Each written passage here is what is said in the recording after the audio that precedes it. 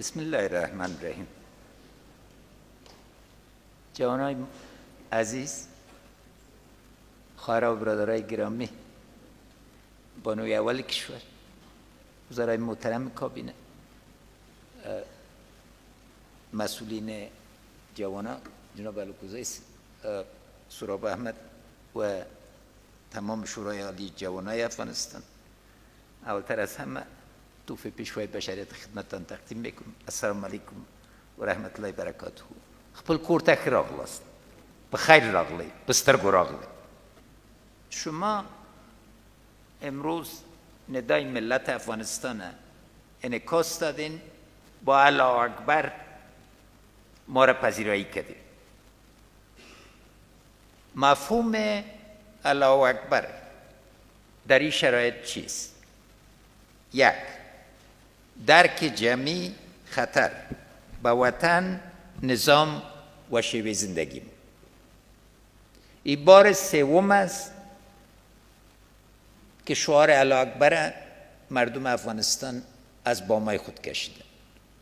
لومړی وار د انګریزانو د دوه حملو په مقابل کې و، او خاصتا د شیرپور په میدان کې د عاشورا ورځ وه چې افغان غازیان د شعار سره راغلی او لویترین قوت د نړۍ همدلته تښتې ته مجبور که او هم په هلمند کې. چیرې دې موږ بلالیدل؟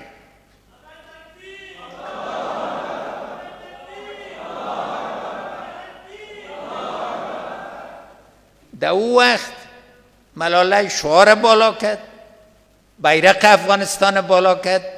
امروز باز مادرای ما، خواهرای ما تلفن میکنن و سربازای ما در صف اول که میدان جنگ اعلام کن.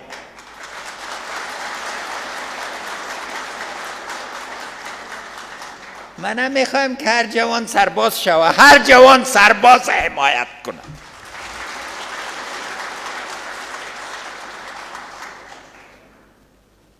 دویم وار د شوروي یرغل او د کابل له ښار او ټولو نور ښارونه، هرات نه د الله اکبر آواز جګ سو. ټول افغانان په یو آواز یرغلګرانو ته وویلې چې دا خاوره د خدای جل شانه ده او موږ ته رسېدلې او موږ مالکان یو.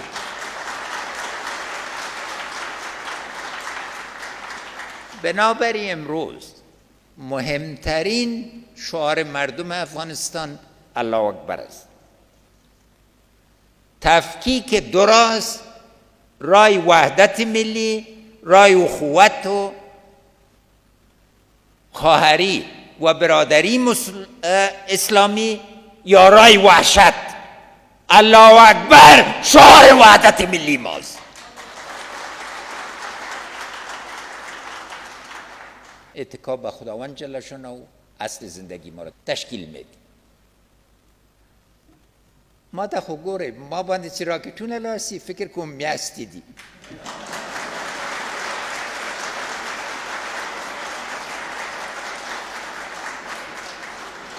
و خویندو ورونو، خدای جل شانه را د ومنئ، څه نه ډارېږئ. بېله د مرګ و د ځوان ورځ تغییر نه کوي.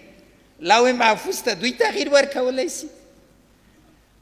از اینجا ضرور است که اتکا به خداوند جل شانه و اراده ملی ما مسیر ما را تعیین کنه. روزای اتکای ما به جامعه بین‌المللی خلاص شده، خود افغان‌ها تصمیم میگیرن.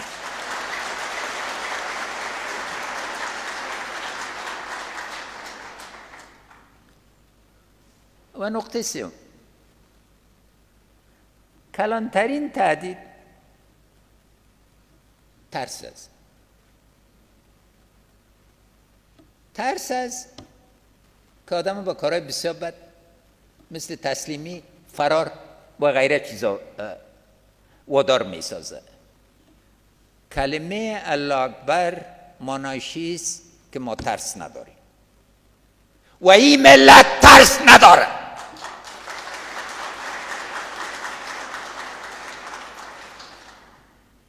او څلورم الله اکبر تجدید عهد است.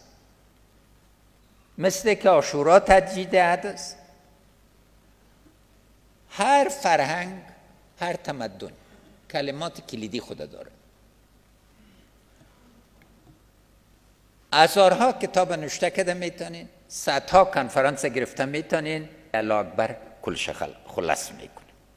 بنابراین این تجدید عهد است با اصل اسلامی و ملی هویت. طالبان تعبیر را، روایت را که از دین مبین اسلام میتن 40 سال زیادتر سابقه نداره. ما میراث اساسی 1400 سال اسلام از پیش نمایندگی میکنیم. در کشوری که مولانا، امیرعلی شیر نوایی، خوشحال خټک، هزارها صوفی ماره، هزارها اهل عرفان ماره، هزارها عالم ماره به دنیا تقدیم کرد. عالما تابع چند مدرسه پنجابی و کور خټک باشیم. دوی څه واک لري؟ خو که د فسق و فساد خبرې ووځي او څه کوي او بل سره، بیا به تاسې پوهېږئ چې خبره څه ده. در اینجا نقطه کلیدی را خواهران و برادران متوجه شوین. بحث ما در داخل هویت اسلامی ماست. بحث ما در داخل قانون اساسی ماست که اسلامی ترین قانون اساسی دنیاست. څه باندې غږیږي؟ ما ته یو بل اساسی قانون وښیي چې په دې صراحت باندې د اسلام د مقدس دین رول پکې تسجیل شوی او لومړی صفحې کې، لومړی مادو کې. و نقطه پنجم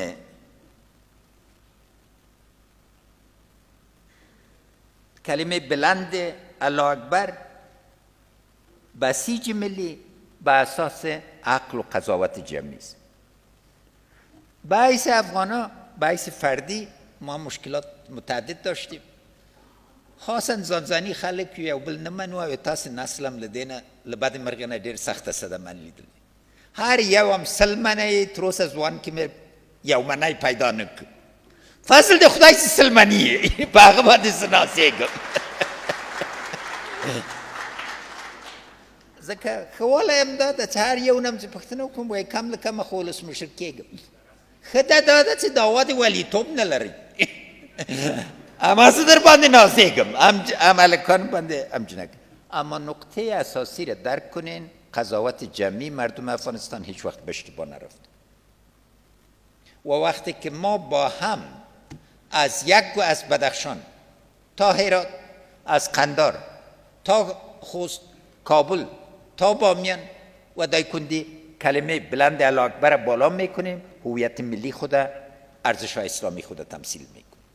دا وقت الله اکبر ده، انشالله تعالی دوی پوسی تشاتک نسته. قسمت دوم، روز بین المللی جوانا را به شما تبریک میگم و میخوایم در چند کلمه خلاص 3 بعد زمانی حال برتان تشریح کنیم. اول بعد جهانی، روز جواناست.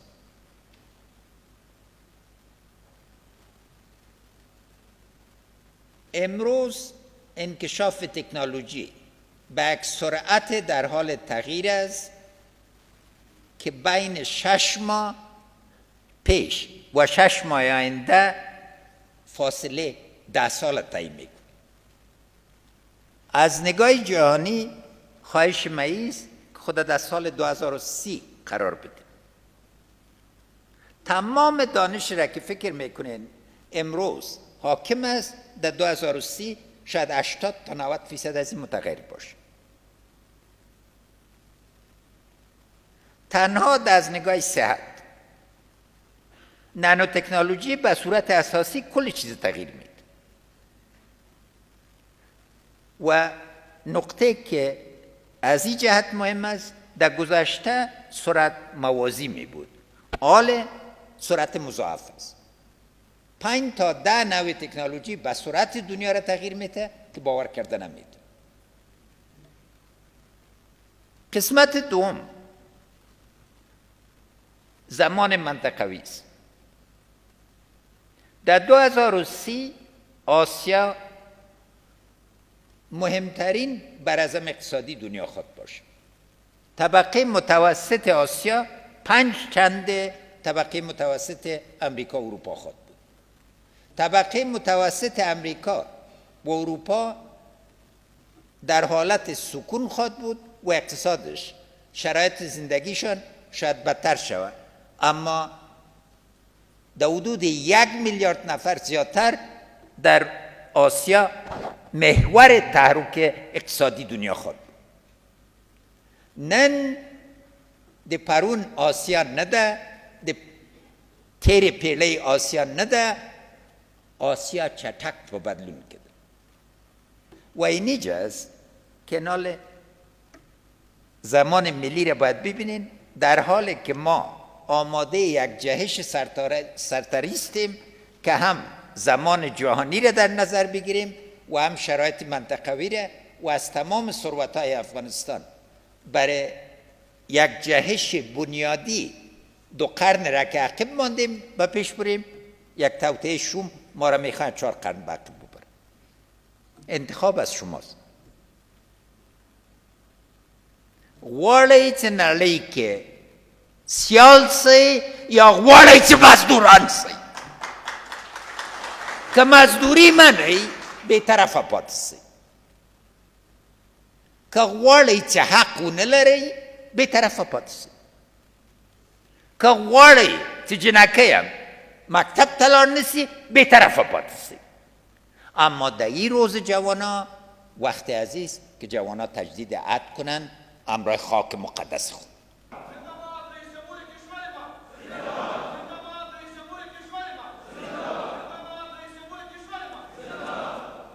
من دلته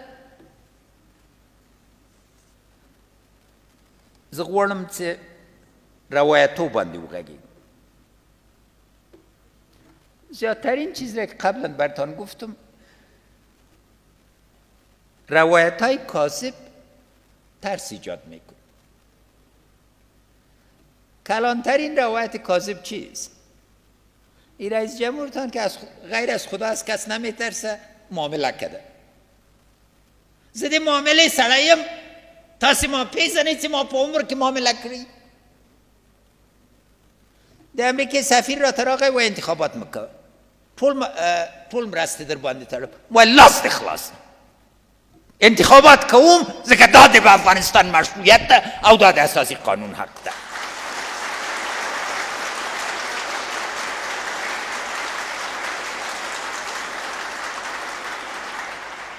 کاذب روایتونو ته غوږ منه نیسئ. در یک قطعه، در یک لوا، در یک کندک نفرها با هم شیشتن، یک هموی برای ترمیم پس میره، یک دفعه آوازه میشه که گریخت. دغلته ضرور ده چې تاسې ځوانان دا ټولو ته صادق روایت ورکړئ. روایت های کاذب است که ما را به عقب انداخته. فلانی ما و روایت کاذب از کجا پیدا میشه؟ روایت کاذب از عدم اعتماد پیدا میشه. و عدم اعتماد از کجا آمد؟ یک پروسه به نام صلح که در مابین مردم ما نفاق آورد.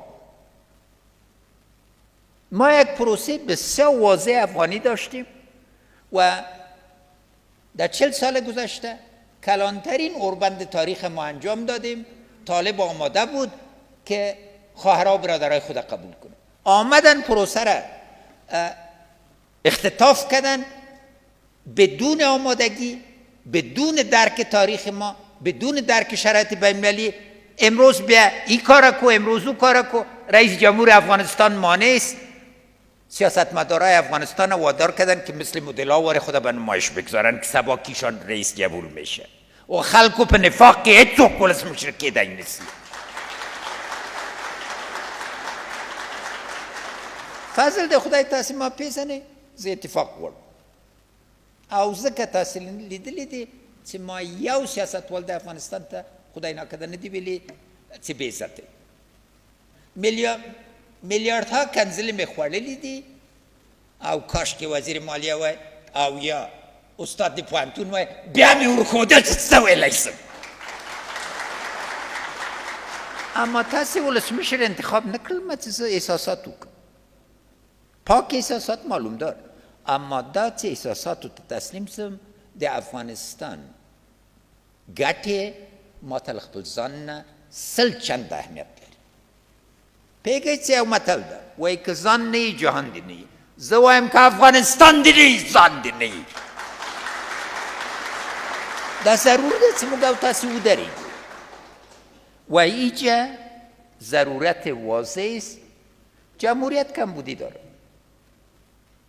هیچ کس سر جمهوریت و سر سیستم اداری و سر ناکاری وزارت ها از مکد زیادتر کس انتقاد نداره دست خوب پښتو باندې ساده متل ده د ډېر ادارو خر په خټې بند ده یا باید تاسې ټېله کړئ یا باید زه ټېله کړم نه خو رښتیا درته وایم اما دلته خو یو ملي بحث ده یو حرکت ده سره له دې ټولو مشکلاتو موږ په دې باندې وتوانېدو چې یو ملي روایت راوړو که نه نن د افغانستان ښځې مېرمنې چاته ضرورت لري چې ورته بیانیې ولیکي یا کنفرانسو ته یې خارجیان په څنګ کې مشاورین یې خو دغه ده صافی سه امیدي سه نور وزیر صاحبان نور مشران دا ټول کېناستلي دي ما سر زر افغان افتخار میکنم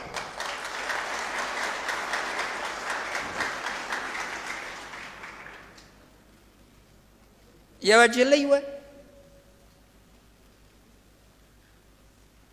تر 11 کلنې پورې پادوانه وه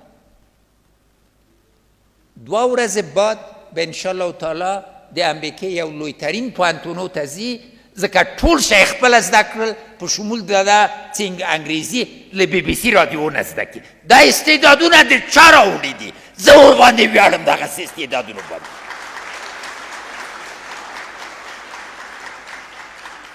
بل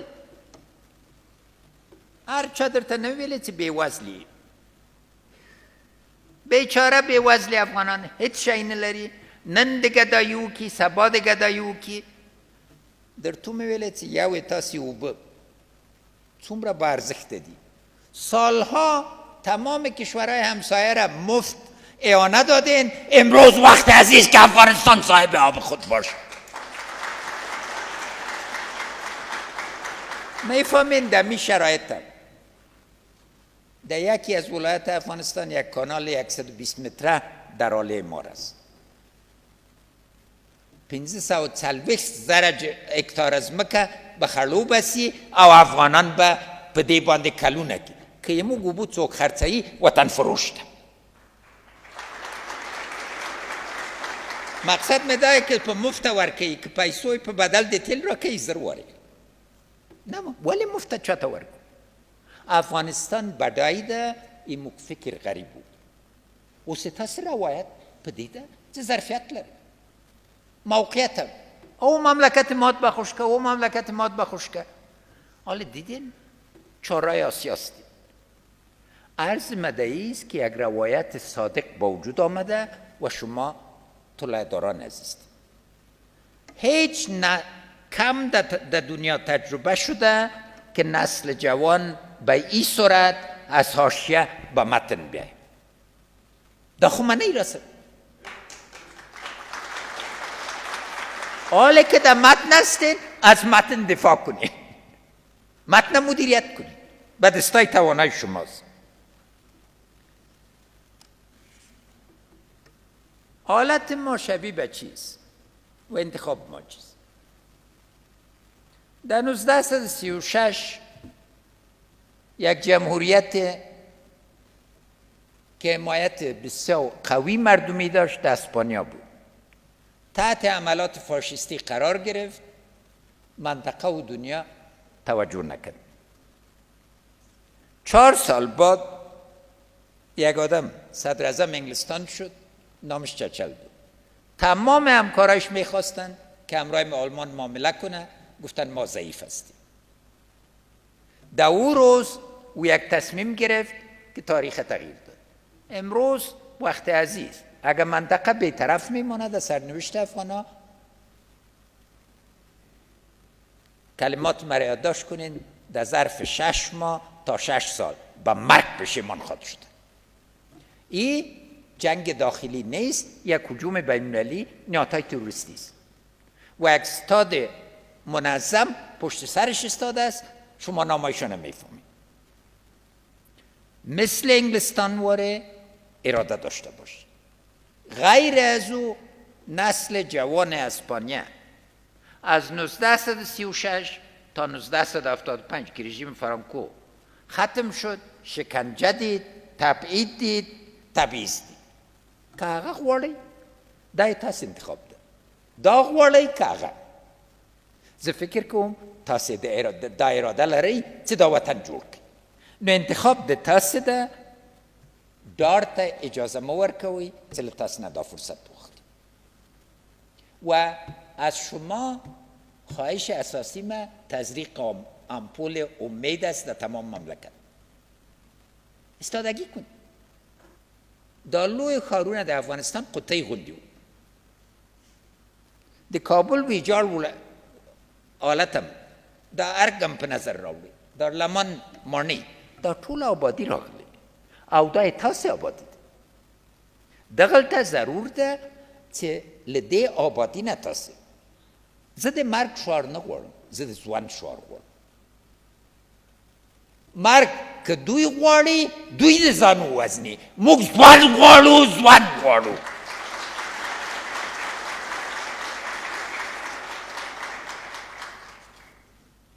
یک نقطه دلچسب است. ځینې وایي مخصوصا موږ ګاونډي وایي که اشرف غني نه وي یا څوکۍ پرېږدي، نور به هر څه سم سي او سوله به راځي. زما پوښتنه او د میلیونونو افغانانو پوښتنه دا ده، زما ځای ناستی به څوک وي او په څه ډول به ټاکل کېږي؟ تکرار میگن اشرف غنی نباشه. خب باز دگاهش کلمات دیگر میگن، میگه که سر اشرف غنی را کار داریم. از همین مغز ما قدر میترسین که سر ما کار داریم.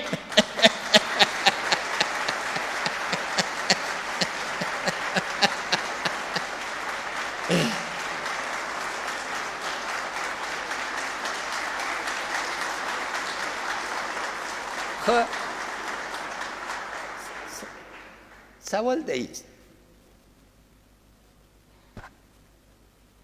جانشینی مرا کی تعیین میکن و با کدام شیوه؟ مردم افغانستان هر روز بخوان جانشین مرا تعیین کنن با سر چی؟ اما این حق ما به کس دیگه نمیتیم که زعیم ملی افغانستان را تعیین کنن. ای دوی پیچ کن موږ د بل چا زعیم تعیین کړی دی چې دوی موږ زعیم تعیین کړی دی. او لست افغانستان دپاره زه از همیشه سره مرا قربانی ورکړ. زه خدمتګار یم. اما کالی بدل شو. خدا کلا بلاوه. ایده دروازه ما خلاص کړی که می وتړل. و نقطه کلیدی در چیست؟ چرا امروز سر اشرف غنی مشکل دارن؟ اینا نمیخواین تصویر افغانه که اینا میخواین ارائه کنن تصویر یک وحشی است، تصویر یک درنده است، تصویر یک جانی است. دا د افغانانو تصویر نه ده. ما خود دیروز پیدا نشدیم به حیث یک ملت. ما خود یک کدام سیستم استعماری نیستیم. در قرن 19 در قرن 20 کدام کوشش نکردن که خاک مقدس تقسیم کن.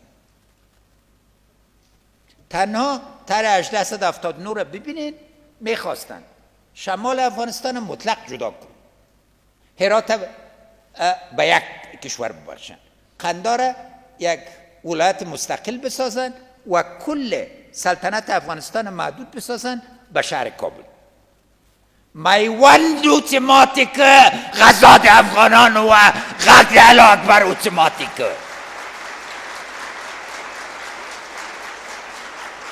موږ د تقسیم خلق نه یو، د خاورې کې ملي وحدت ده. په دې موږ ویاړو که هیچ وقت شعار جدایی طلبی در افغانستان بلند نشد. ما اقوام ما، زبانای ما کلش گلای یک باغ است که همه با هم زندگی میکنیم. د جمهوریت خواله په دغه کې موږ یو بل سره آزاد بحث کنو، با آزاد فیصله کوو او قدرت، مشکل قدرت برای 2000 سال مسئله نظام. در 1000 سال گذشته مرا بگوین که کدام دفعه پدر مقابل پسر مقابل پدر، برادر مقابل برادر، بچه کاکا را خو میگن که دارزدادگی میگن. جمهوریت مشکل جانشینی را حل کرده به اساس اراده مردم. که جمهوریت نه اینو ما خود یو معلم سړی بل راته تاسو سره به ټوکې ټکالې کولې. دلته باید د افغان ملت فیصله وکړي چې زی استبداد خواته یا زی ولسواکي خواته. دا تاسو انتخاب ده، دا ایموگ ملی آزموینه ده. ما بازم یقین دارم که جوانای افغان امروز ای فهم، ای اراده و درک اوضاع جهانی، اوضاع منطقوی و اوضاع ملی را دارین که آینده کشور خودتان رقم بزنین. تل دیوی افغانستان، یشستن افغانستان، زنده باد افغانستان، پاینده باد جوانای افغانستان.